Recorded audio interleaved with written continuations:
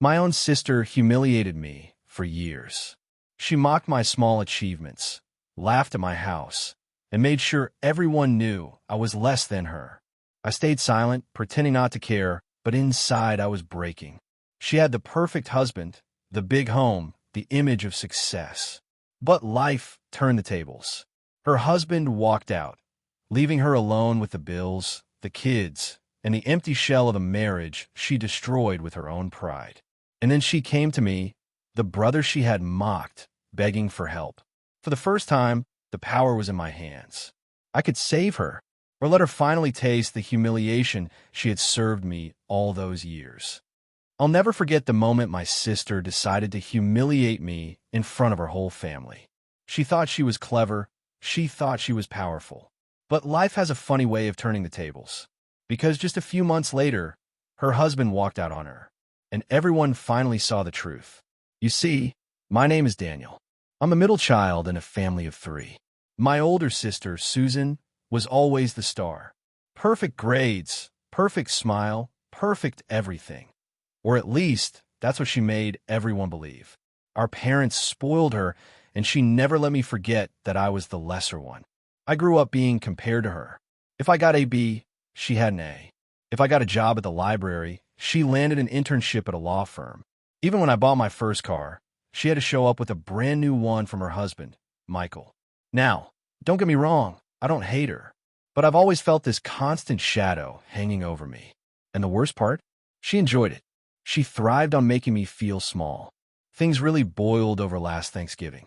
We gathered at our parents' house, like we always do. Turkey in the oven, kids running around, the sound of football on the TV. I thought it would be a normal family dinner, but Susan had other plans. She waited until dessert. She always did things with a dramatic flair. I had just shared some news. After years of struggling, I had finally saved enough to buy a small house of my own. I was proud of it. Not huge, not fancy, but mine. I'll never forget the smirk on her face when she cut in her pumpkin pie and said, loud enough for everyone to hear, "Oh, Daniel, that's cute. A tiny starter home at your age? You really took the scenic route in life, didn't you?" Everyone laughed. My uncle chuckled, my cousin smiled awkwardly, but I felt like the ground had opened beneath me. I tried to laugh it off, but she didn't stop. She kept going. "Michael and I bought our second property years ago. But hey, good for you. Some people are late bloomers." The room grew quiet. My mom gave me that helpless look, as if to say, just ignore her. But the damage was done. I felt humiliated in front of the people I loved most. I went home that night and sat alone in my small living room. I stared at the keys to my house, the one thing I'd worked so hard for, and wondered if it even mattered. Her words had poisoned what should have been a proud moment. But life has its own way of balancing things. A few months later, rumors started swirling. Susan and Michael weren't doing so well. At first, nobody believed it. They were the perfect couple. They hosted Christmas parties. They went on vacations to Europe. They posted smiling pictures on Facebook. But behind closed doors, things were falling apart. I didn't know the details at first. I only caught little whispers from my mother. "They're fighting a lot," she said one evening on the phone. "Michael seems distant." Then came the big blow. Out of nowhere, Michael left, packed his bags, and walked out of their big fancy house. Just like that. And let me tell you, the shock in our family was enormous. Suddenly, my perfect sister wasn't so perfect anymore. The woman who had mocked me for being slow, for being small, was now standing in the ruins of her marriage. The irony was almost painful. I remembered that Thanksgiving night, the smug look on her face, the way everyone laughed at me. And now, people were whispering about her. Not me. But here's the thing. When she called me, yes, she actually called me weeks after Michael left, she didn't apologize. She didn't acknowledge the pain she had caused me. Instead, she cried and asked me for help. "Daniel," she sobbed, "I don't know what to do. Michael's gone. He left me with the kids, the mortgage, everything. I can't handle alone." Part of me wanted to slam the phone down. Part of me wanted to remind her of every cruel word she had thrown my way. But another part of me, the part that had been raised to believe in family, in loyalty, hesitated. Because despite everything, she was still my sister. And that's where this story really begins. My sister thought she could humiliate me forever. She thought she was untouchable. But when life stripped away her perfect mask, the roles reversed. Suddenly, I had the power she never thought I would. And the question became, would I use it to help her? Or would I finally let her taste the humiliation she had served me for years? Sometimes, justice doesn't come from revenge. Sometimes, it comes from life itself. And in this story, justice was only getting started. When Susan first called me after Michael left her, I didn't even recognize her voice. My sister had always sounded sharp, confident, even smug. But that night, her voice was broken. "Daniel," she whispered, her words trembling. "I can't do this. He's gone. Michael is gone. I don't know what to do." For a moment, I just sat there holding the phone, staring at the wall. My first instinct was anger. Memories came flooding back. Every insult, every smug remark, every time she had treated me like I was less than her. Thanksgiving, Christmas, birthdays, all the times she found a way to turn the spotlight into a dagger aimed at me. And now here she was, begging me for help. I wanted to say, "No, Susan. Figure it out." Just like I had to figure out my life when you laughed at me. But instead, I swallowed hard and asked, "What happened?" That's when she broke down. She started crying, loud, ugly sobs I had never heard from her before. He left. He said he couldn't stand me anymore. He said I made him feel small, that I was always belittling him. I almost dropped the phone. Did I hear that right? She made him feel small? It was like déjà vu. The very same thing she had done to me for decades, she had done to her husband. And he finally snapped. The irony hit me like a wave. All those years, she mocked me for being late, for not achieving enough, for not measuring up. She had been doing the exact same thing to the man she claimed to love. And unlike me, he had a choice. He chose to leave. But instead of admitting it, she tried to twist the story. "He abandoned me," she cried. "He left me with the kids and the bills. He's a coward." I sat there silent. Part of me pitied her, but another part almost enjoyed the poetic justice of it all. A week later, my mom called. "Daniel, you need to help your sister," she pleaded. "She's struggling. She can't pay the bills. She might lose the house. The one she had paraded in front of me like a trophy. The one she compared to my tiny starter home. Now that same house was crumbling around her. When I visited, I couldn't believe my eyes.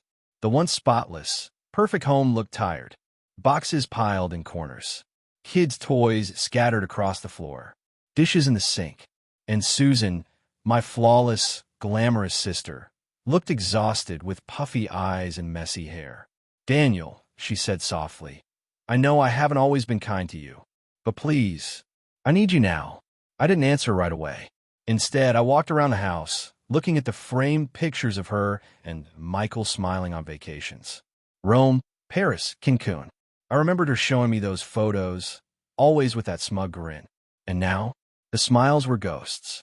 I turned to her and said, "Susan, do you even realize what you did to me all these years? Do you realize how you made me feel?" She looked down, ashamed. For the first time, she didn't have a comeback. But then she whispered, "You're my brother, and I'm asking you to forgive me. Just this once." I wish I could tell you I felt noble in that moment, that I embraced her and said, "Of course, Susan, family first." But that's not what happened. Because while she was begging me, I saw something else in her eyes. Not just regret, but fear. Fear of losing her image, her reputation, her comfortable life. And I realized she didn't want me. She wanted what I could give her. Stability, support, someone to pick up the pieces. And suddenly, I wasn't sure I wanted to give it. The drama didn't stop there. At the next family dinner, the truth exploded. My aunt asked casually, "So, where's Michael?" The table went silent. Susan shifted uncomfortably. Then my mother jumped in, trying to cover the working things out.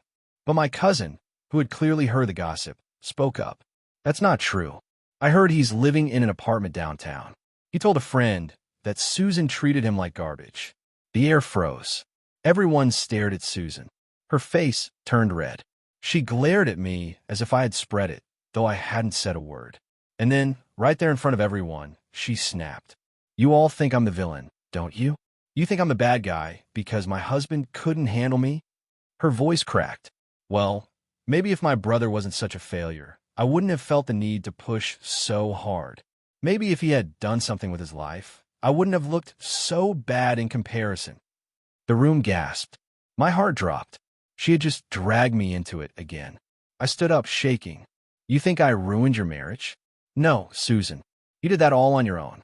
You belittled Michael the same way you belittled me. And now you're paying the price. She stared at me, her eyes wide, her lips trembling. For the first time in my life, I wasn't the one shrinking. I was the one standing tall. And the room stayed quiet. No one defended her. Not even my parents. That night, I went home and thought about everything. About the house she might lose. About the kids caught in the middle. About the years of humiliation I had endured. And I asked myself, do I help her, or do I finally let her face the consequences she created for herself? Because for the first time, the power wasn't in her hands. It was in mine. Justice has a way of showing up when you least expect it.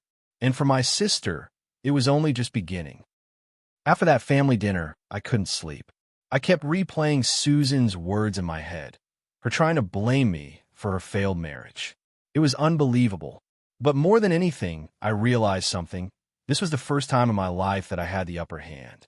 For years, she had mocked me, humiliated me, compared me to everyone and everything. And now, she was desperate, and I decided I wasn't going to waste this chance. A week later, Susan called again. Her voice was quieter this time, almost childlike. Daniel, I don't know how much longer I can keep up with the bills.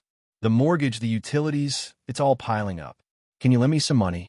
Now, let me tell you, old me would have said yes. Old me would have given her everything, just to earn a scrap of approval. But not anymore. I took a deep breath and said, I'll help you, but on my terms. She went silent. What do you mean? I said slowly, if I give you money, if I bail you out, you're going to respect me. No more mocking. No more putting me down. And you're going to admit to me and to the family that you were wrong. Her gasp was sharp, like I had slapped her. Daniel, you can't be serious. Oh, I'm serious, I told her. You wanted me to feel small my whole life. Now, if you want my help, you're going to swallow your pride. Otherwise, you figure it out alone. For the first time in my life, I watched Susan struggle with humility. Days passed. I expected her to call back with some excuse or to lash out at me. Instead, she showed up at my house one evening. She stood at the door, holding a bag of groceries like a peace offering. Her makeup was smeared, her clothes wrinkled. This was not the Susan I grew up with, the perfect, polished queen. Can I come in? She asked quietly. I nodded. We sat at my little kitchen table, the one she once mocked for being cheap and cramped. Now it was her sanctuary. Finally, she said the words I never thought I'd hear. Daniel, I was wrong. About everything. I treated you terribly. I treated Michael terribly. I pushed people away because I thought it made me stronger. But it only made me alone. Her voice cracked. I'm sorry. Do you know what it feels like to wait your entire life for someone to acknowledge your pain? To finally hear the words that could have changed everything years ago? I just sat there, stunned. For a long time, I didn't answer. Then, slowly, I said, you don't know how much those words mean.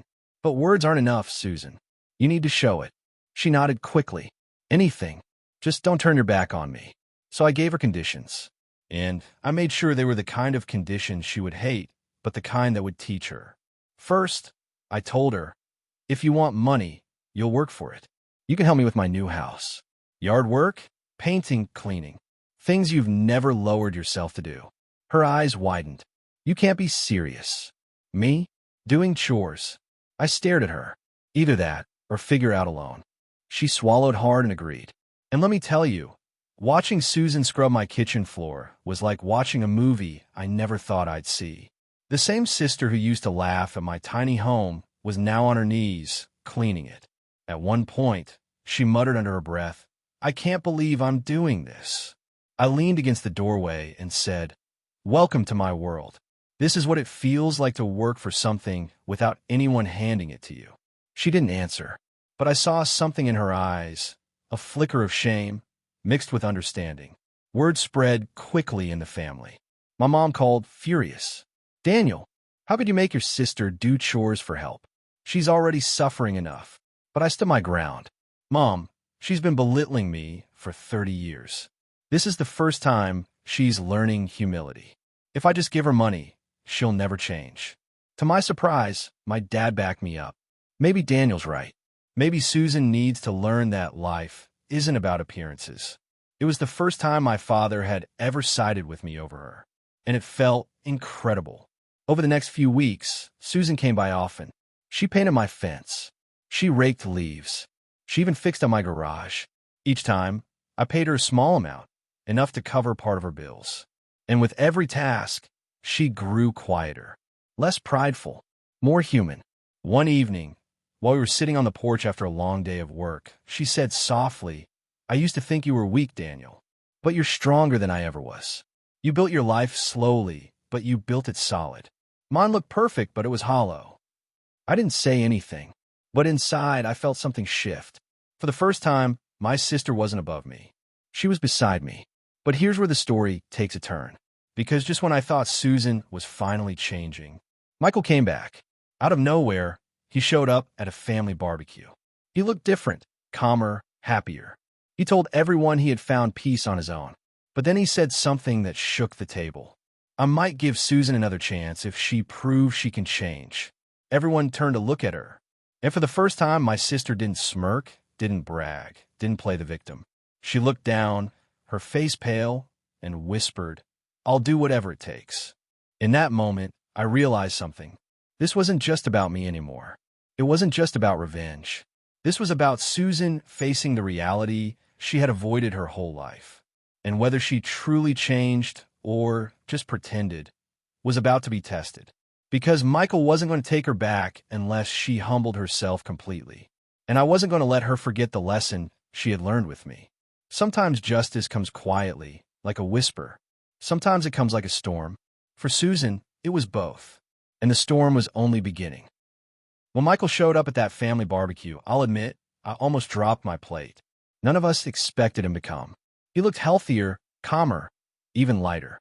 Like a man who had finally freed himself from a heavy chain. But the real shock came when he spoke. "I might give Susan another chance," he said, his voice steady.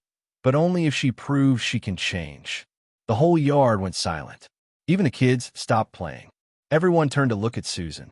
Her face turned pale, and for once, the woman who always had something clever to say said nothing. I studied Michael's expression. It wasn't cruel, but it was firm. He wasn't begging. He wasn't angry. He was simply a man who had seen the truth and wasn't going back to the old days unless she showed him something different. Susan opened her mouth, but all she managed was a whisper. "What do you want me to do?" Michael's eyes narrowed. "First, admit in front of this family that you belittled me, that you treated me like I wasn't good enough, and admit you did the same to your brother." The words hung in the air like thunder. I swear my heart skipped a beat.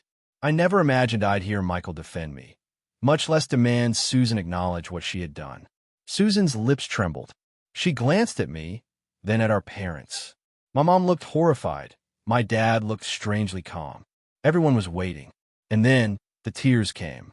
With shaking hands, she put down her glass of wine and stood up. "Fine," she said, her voice breaking. "I admit it. I belittled Michael.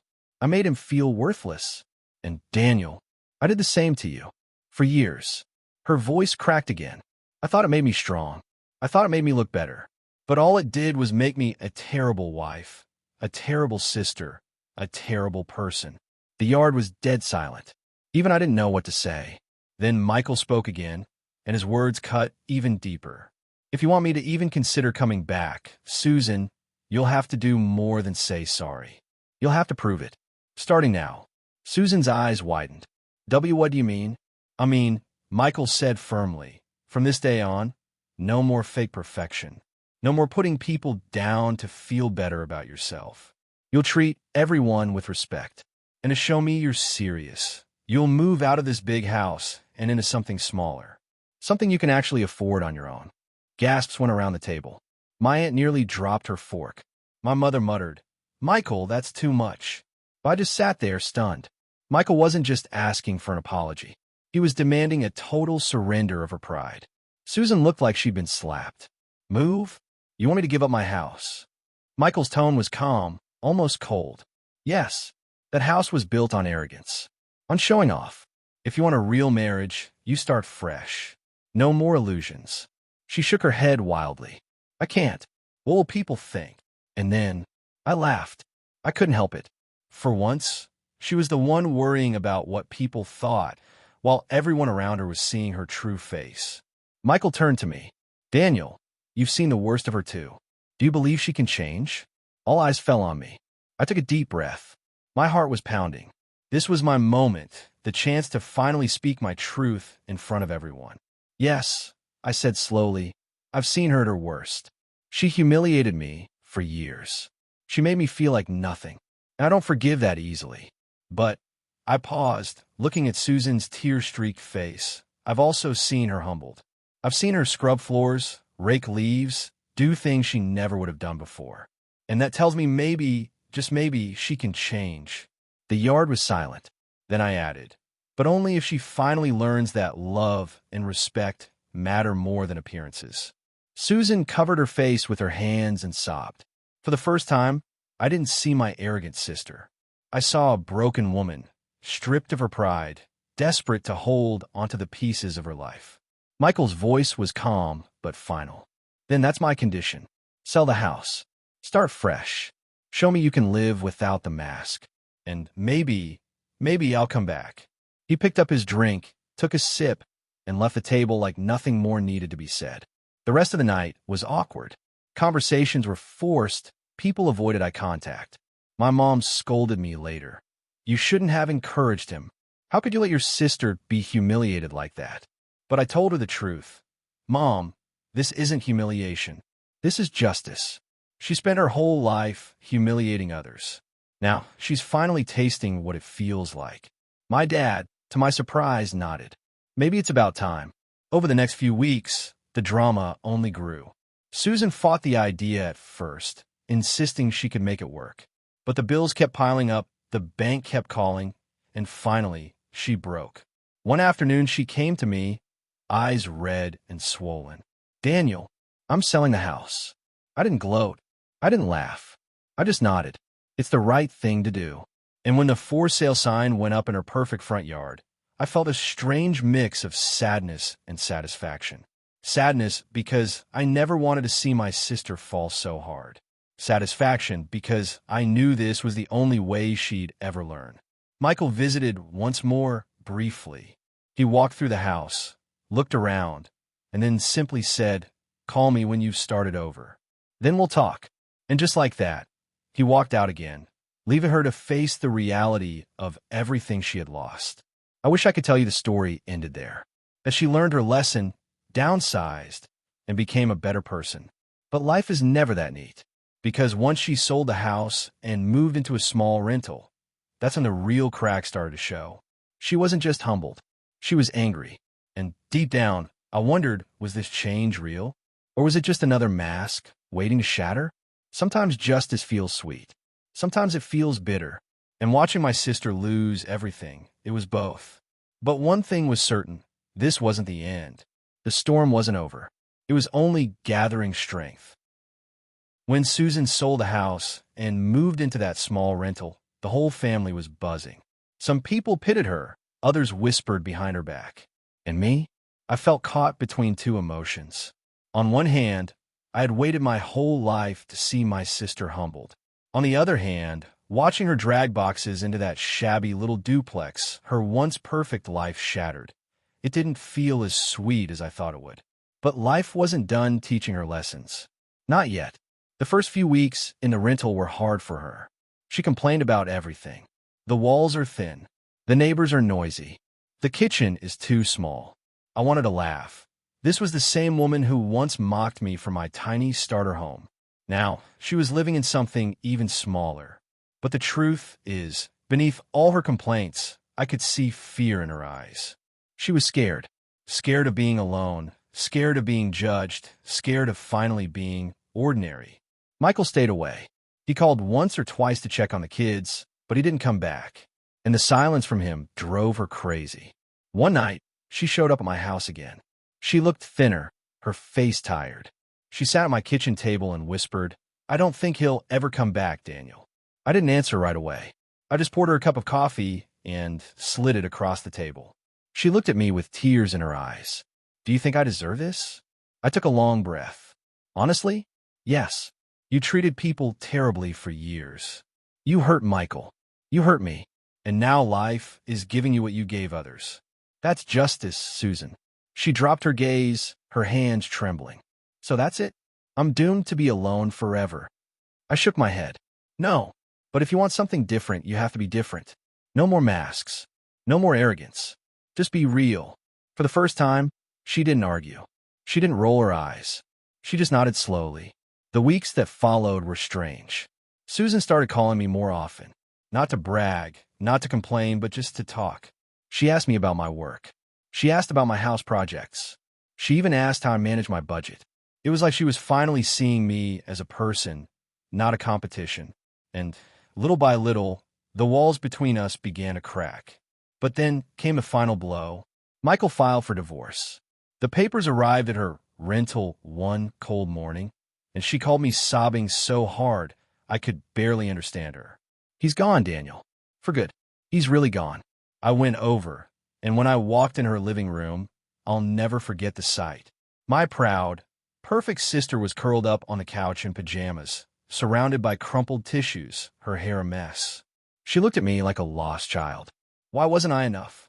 I sat down next to her and said quietly, because you spend your whole life tearing people down instead of lifting them up. That's why you lost them. That's why you lost everything. She cried harder, but this time I didn't feel angry. I felt sad. Sad for the years wasted. Sad for the love destroyed by pride. In the weeks after the divorce, Susan slowly changed. Not overnight, not perfectly, but genuinely. She took a job at a local store to make ends meet. She started showing up at family gatherings without the fancy clothes, without the smug attitude. She even apologized again, this time not just to me, but to everyone she had hurt with her sharp tongue.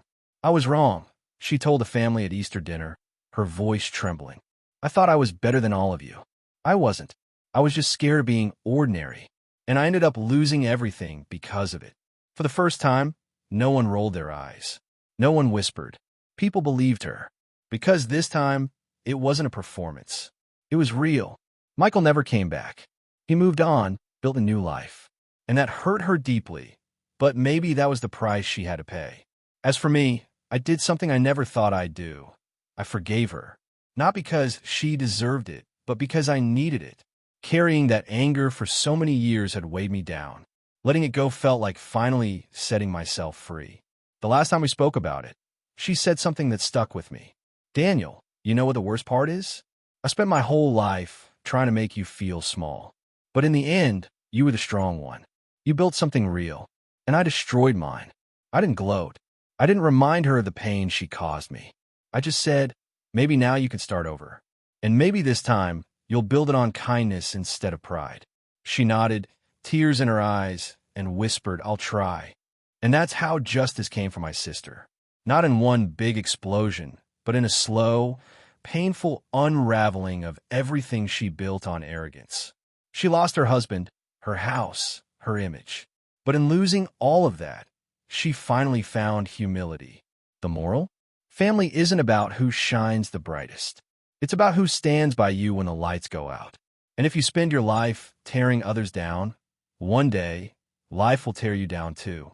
Because in the end, pride always falls. And that, my friends, is how my sister humiliated me for years, and how life finally gave her a taste of her own medicine.